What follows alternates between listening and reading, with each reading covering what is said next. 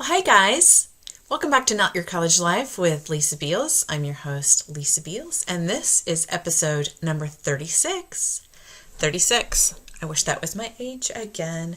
This week I want to tell you a little bit about me and my backstory. I'm going to start with my professional life. I've already given you pieces here and there, but I thought I like to know about the people that I'm learning from and listening to. And I wanted to take this episode and give you some History 101 of the Lisa Beals. So here we go. I knew I wanted to go to college in high school. That was my plan. I was number 2 of 4 kids. My mom was a stay-at-home mom, and my dad worked in the steel industry.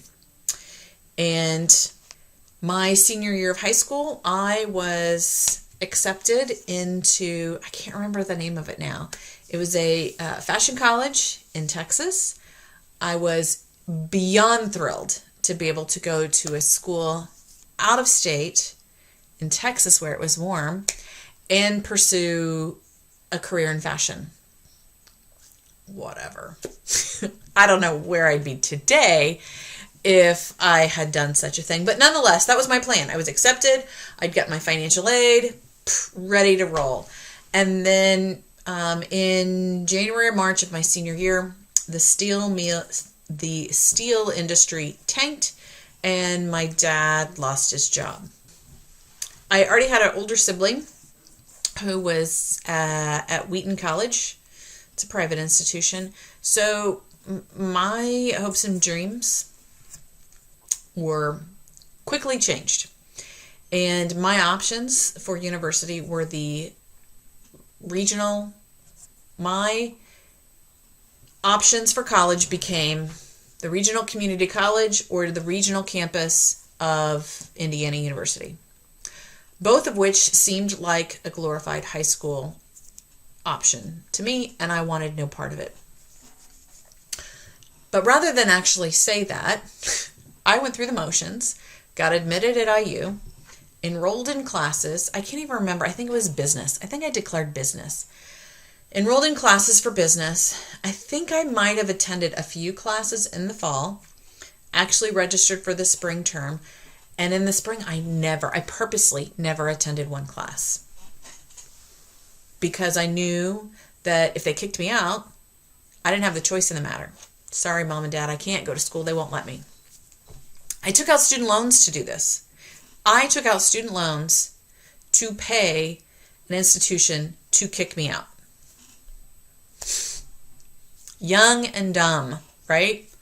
So I did that for a year, and I struggled because I wasn't sure what I wanted to do. I have always worked for as long as I can remember. When I was old enough to work, I worked. I started at McDonald's when I think I was 15. I think my parents signed a permit so that I could start working at 15. And I loved the idea of making my own money. And I worked at McDonald's back in the day where they really promoted customer service. And that really set a great foundation for me, I think. I have a coworker, Lori. She's amazing. She also, her first job was at McDonald's. And we have very similar perspectives in how you treat the customer, right? It's basically you treat them how you want to be treated. That was how we were trained. Shout out to Scott. I can't think of his last name. Scott and Diane.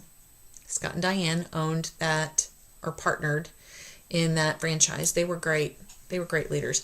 They're very different restaurants now. And I don't know if it's the workforce, if it's the franchise. I don't know. They're not the same as when I worked there. So I worked at McDonald's all through high school, got my foundation established in customer service and what that looked like. Worked my way up, became a trainer. They were actually looking at training me as an assistant manager, and I didn't want any part of that. So I got sick of smelling like pickles and onions and grease. So I left that and started working in retail in the mall. I think that was a good experience for me. I got to work in fashion. I worked in a clothing store, so it was something I really enjoyed. And I got to work on the other side of Black Friday and that madness and inventory control when you've got the crazy kids doing the mall walk on Friday and Saturday nights. And how sneaky can they be? Of course, I was probably spending a lot of my paycheck on my clothing. Went from McDonald's to a retail store in the mall. I was there a few years and then decided want something better, a little bit better hours, a little bit better working condition. Didn't really appreciate being on my feet all the time. So I went into the banking business, became a bank teller, and that was fun.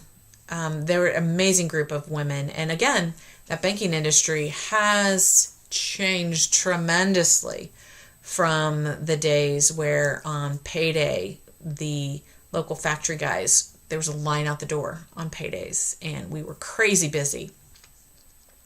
And this girl can count the bills. I know how to whip through those dollar bills. I know how to feel the face of the bill with my thumbnail to see if it's counterfeit or not. Now, counterfeiters are getting better, but I've seen some counterfeit bills. I know what they look like. So that was another life. I met, actually, when I was a bank teller, I think I was a bank teller for 4 years. When I was a bank teller, I actually met a businessman from the community. This is so weird. You just don't know where people are going to... It's a small world. That's what I'm going to say. It's a small world. I was counting a deposit for a local liquor store. And his name is Mr. Soupley. Sweet, sweet guy. This man... killing the time while I'm counting his deposit. Small talk. And he's like, your last name is familiar. Do you know? Blah, blah. My last name was Five Coat. I used to know somebody. I'm like, oh my gosh, that was my grandfather. So you guys, I never knew my grandfather on my dad's side. His parents died at 42 and 44, I think. Young. Grandpa had a heart attack, and then Grandma had a really aggressive stomach cancer. So they were gone before I ever knew them. So Mr. Soupley actually was friends with my grandfather, and he said, young lady, I drove your grandfather to the hospital, to the emergency room, the day he died. Isn't that cool? So amazing. And then I learned that my father-in-law worked on the fire department with my grandfather.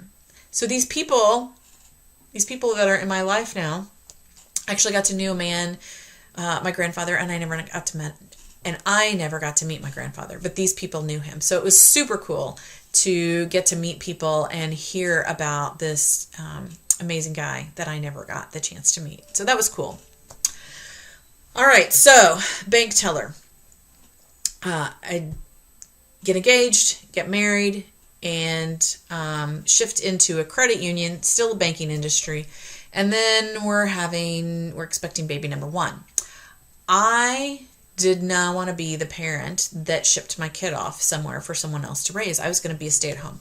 This is where my husband and I disagreed for a while during the pregnancy. And we found some middle ground, and we were actually going to give it a shot.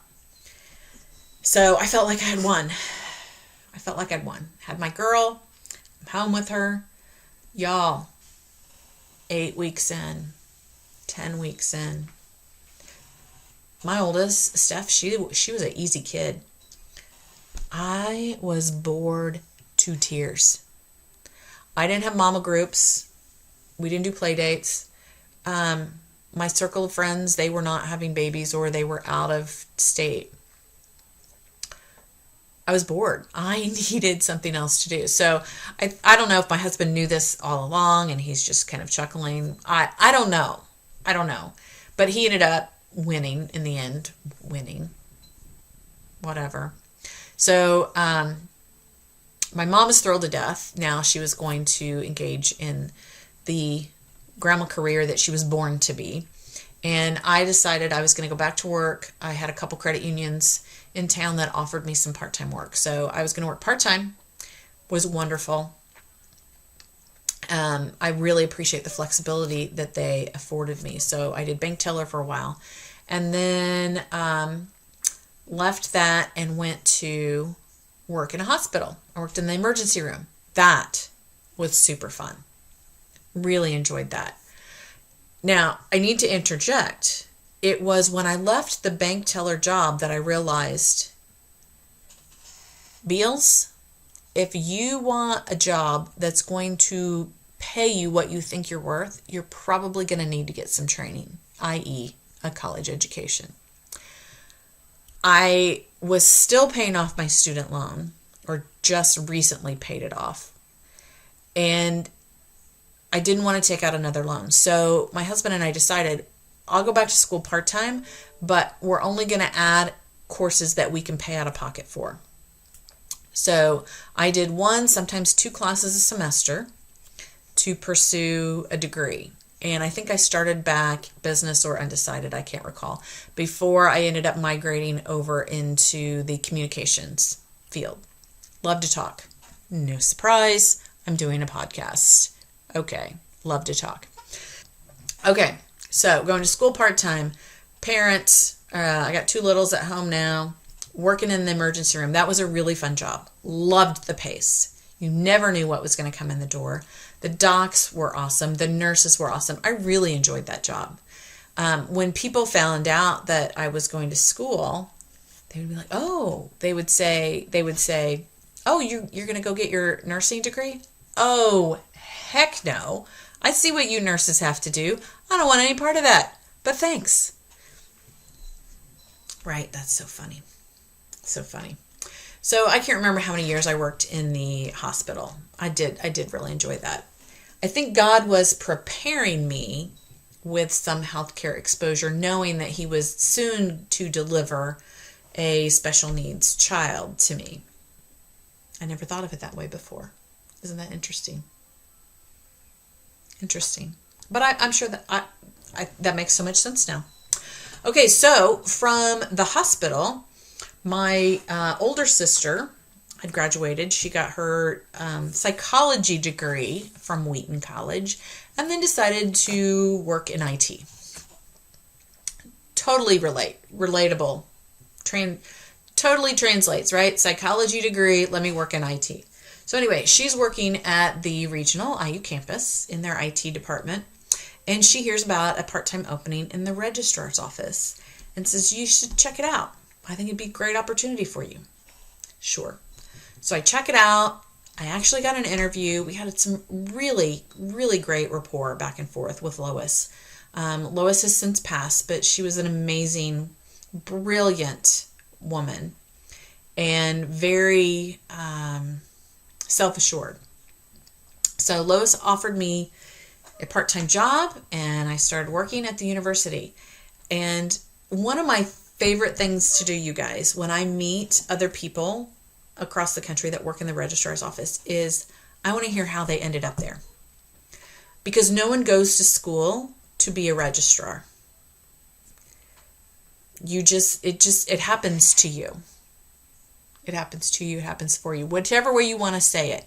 People don't objectively seek out a position in the registrar's office. But I will tell you, I enjoy my work in the registrar's office almost as much as I did. No, I say every bit as much as I did in the emergency room.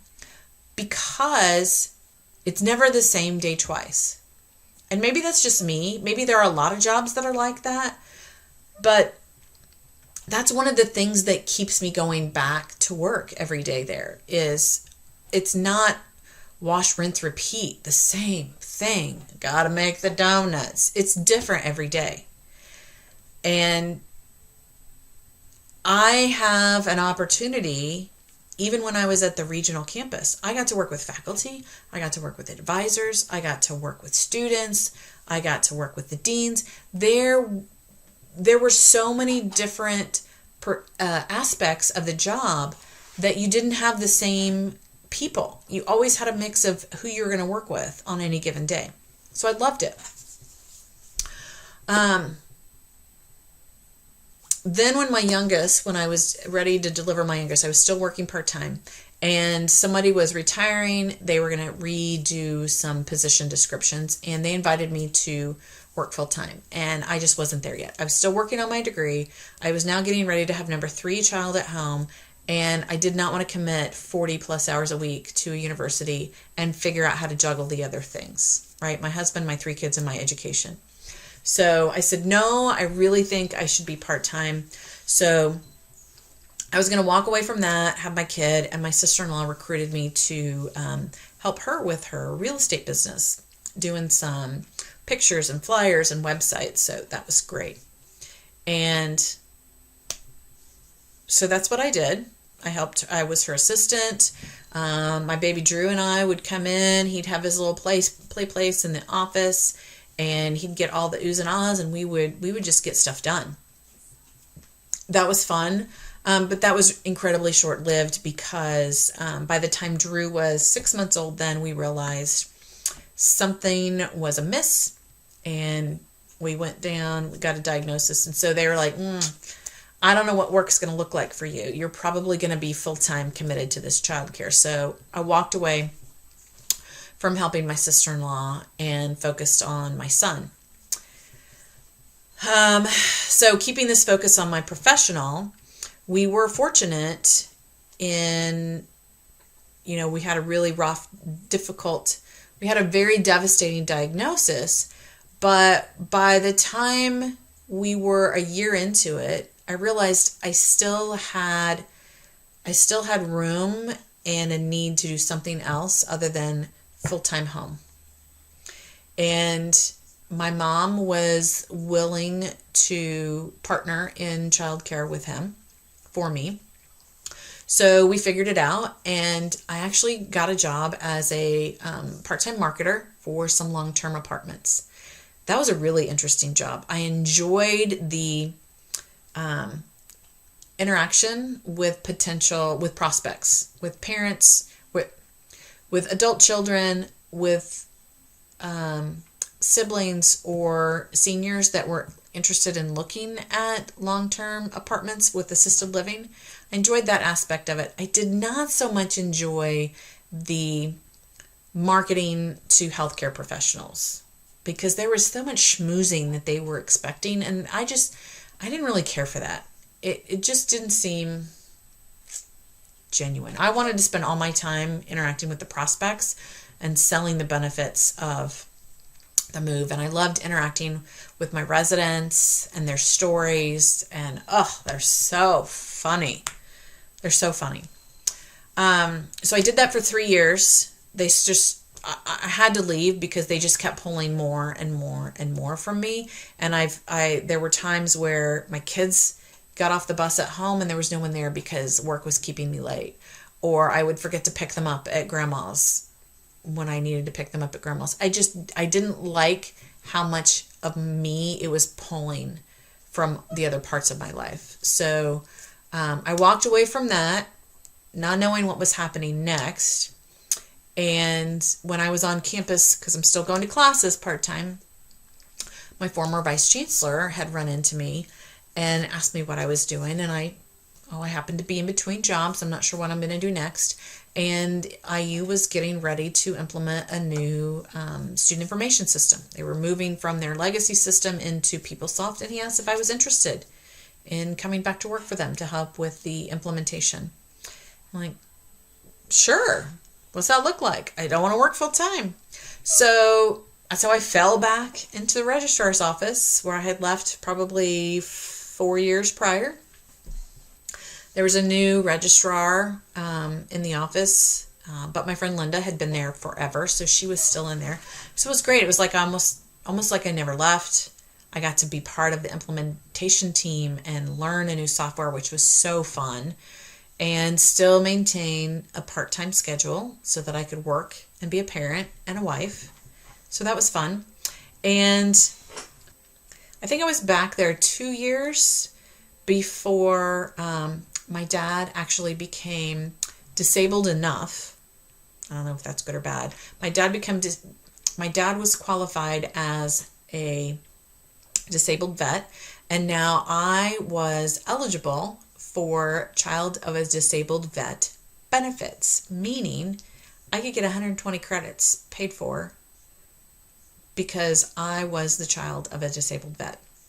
Now, you guys, I know this meant a lot to my dad because of the fact that he could not contribute financially to my education because of this steel industry failure.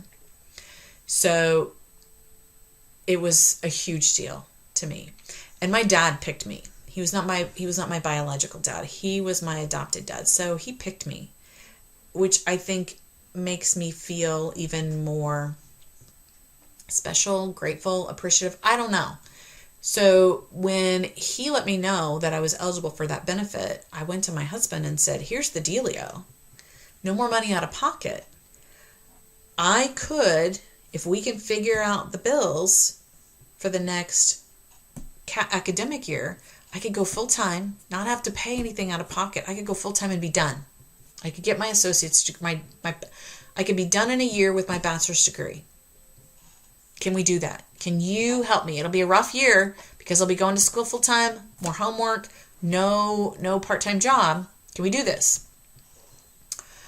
Well, I don't think he was thrilled about it, but he did. He supported me in that, which then led into a full-time position promotion in the registrar's office. So that was amazing. The not so amazing thing was the salary that comes with working in a public institution. It's not phenomenal. I was not making $30,000. It was paltry. It was paltry. So I did that for a year and realized I'm going to need a master's degree. If I'm going to stay in higher ed, I'm going to need a master's degree to do anything else. So, yeah, I talked to my husband about that, and he was not very thrilled. He's like, you told me we were done, blah, blah, blah. I know. So I'm going back part-time. Graduate school is different than undergrad. It's a different animal. And I was able to go full-time as a grad student and progress through. And that actually turned out pretty well. So as I was finishing up my graduate degree, a position opened up at Purdue University, and I discussed it with my husband a little bit, and he was apprehensive about it was an hour commute one way. And so there was some concern from him, rightfully so. What if something happens with our Drew and I'm an hour away? And, we talked about it. I prayed about it. And in the end, whether I'm 5 minutes away or 5 hours away, if something's going to happen to him, there's nothing I'm going to do to stop it, which was really tough to realize. But, I mean, that is the truth of the matter. So, at some point I'll go into the story of how I got the job at Purdue, but I actually applied for the same position 3 times. And before I applied the 3rd time, when they were posting it within, I think, 9 months of each other, I'm like, I don't know. If they're posting this again in 9 months, maybe I don't want to work there.